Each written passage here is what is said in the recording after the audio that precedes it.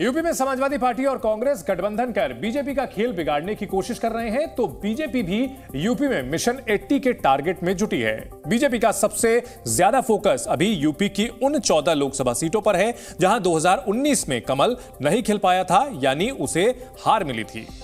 BJP मुख्यालय में party के बड़े नेताओं ने यूपी के नेताओं के साथ मिलकर इन 14 सीटों पर मंथन किया। बीजेपी जल्द ही यहां अपने उम्मीदवारों के नाम का ऐलान भी कर सकती है। बीजेपी की पूरी तैयारी इन हारी हुई सीटों पर वोट प्रतिशत बढ़ाने की है। अब आपको बताते हैं कि 2019 में इन सीटों पर बीजेपी का वोट प्रतिशत आखिर क्या रहा था। गाजीपुर में बीजेपी ने 40% वोट हासिल किए थे। वहीं बात करें घोसी की, तो घोसी में 40% वोट मिले थे, जबकि नगीना में 40%, सहारनपुर में भी 40% वोट बीजेपी को मिले थे, जबकि बिजनौर में 45% वोट बीजेपी को मिले थे। अमरोहा में 46%, श्रावस्ती में 44%, जबकि अंबेडकर नगर में 43% वोट मिले थे। लालगंज में 37%, जौनपुर में 42%, मैनपुरी में 44%, मुरादाबाद में 43%, संभल में 41% और रायबरेली में 38% वोट बीजेपी को मिले थे। यह रहा वोट प्रतिशत। यहां यह जानना भी जरूरी है कि इन हारी हुई 14 सीटों पर बीजेपी की हार का अंतर क्या रहा था। सहारनपुर में बीजेपी की हार का अंतर 22,000 वोटों का रहा था, जबकि बिजनौर में 70,000 वोट से बीजेपी हारी थी। नगीना सीट पर 1,66,000 का अंतर रहा था, यानी करारी हार मिली थी। वहीं मुरादाबाद में भी 98,000 वोट से बीजेपी हारी थी।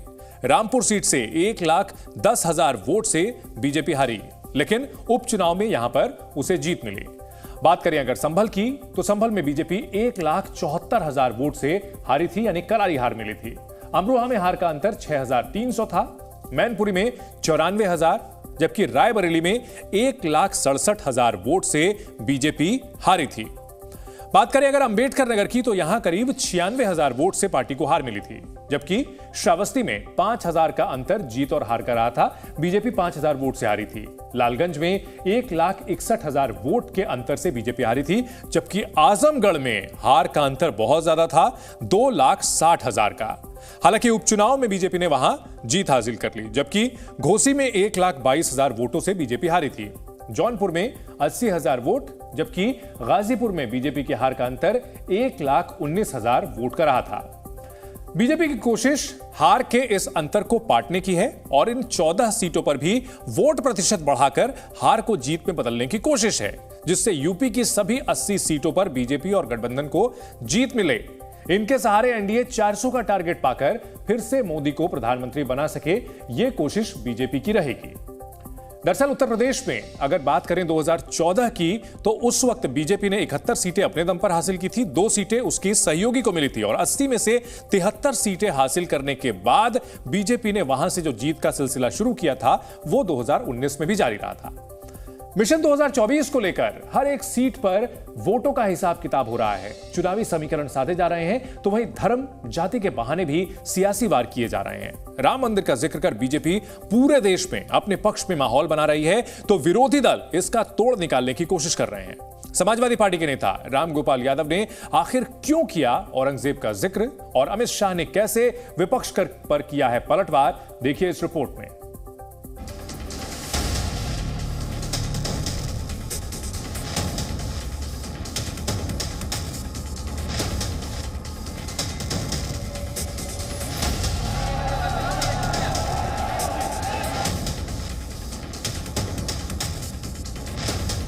24 के चुनावी समर में एक दूसरे पर जुबानी हमले और भी तेज हो गए हैं। अब इस सियासी संग्राम में औरंगजेब की भी एंट्री हो गई है। औरंगजेब ने जितने मंदिर तोड़वाए थे उससे 100 गुना ज्यादा शंकराचार्य के, आदि शंकर के शिष्यों ने भगवान बुद्ध के स्तूपों को तोड़ा। सुना आपने, ये है समाजवादी पार्टी के दिग्गज नेता और यूपी की सियासत में बड़ा रसूख रखने वाले रामगोपाल यादव। इनका मानना है कि मुगल आक्रांता औरंगजेब ने जितने मंदिर तोड़वाए, उससे 100 गुना ज्यादा बौद्ध स्तूपों को शंकराचार्य के शिष्यों ने तोड़ा। जितने स्तूप भगवान बुद्ध के थे, उनके अनुयायियों ने बनाए थे, उनको लगभग हर जगह तोड़ दिया गया, हर जगह। औरंगजेब ने जितने मंदिर तोड़वाए थे उससे 100 गुना ज्यादा शंकराचार्य के, आदि शंकर के शिष्यों ने भगवान बुद्ध के स्तूपों को तोड़ा। मौका था फिरोजाबाद में संत रविदास जयंती के मौके पर आयोजित कार्यक्रम का, जहां लोगों को उन्होंने संबोधित किया और औरंगजेब को लेकर उनकी क्या सोच है ये लोगों के सामने साझा किया। साथ ही केंद्र की मोदी सरकार को भी निशाने पर लिया। इतना दबाव है दिल्ली में बैठे हुए लोगों का कि न्यायपालिका भी कुछ नहीं कर पा रही, सब शांत हो जाते हैं।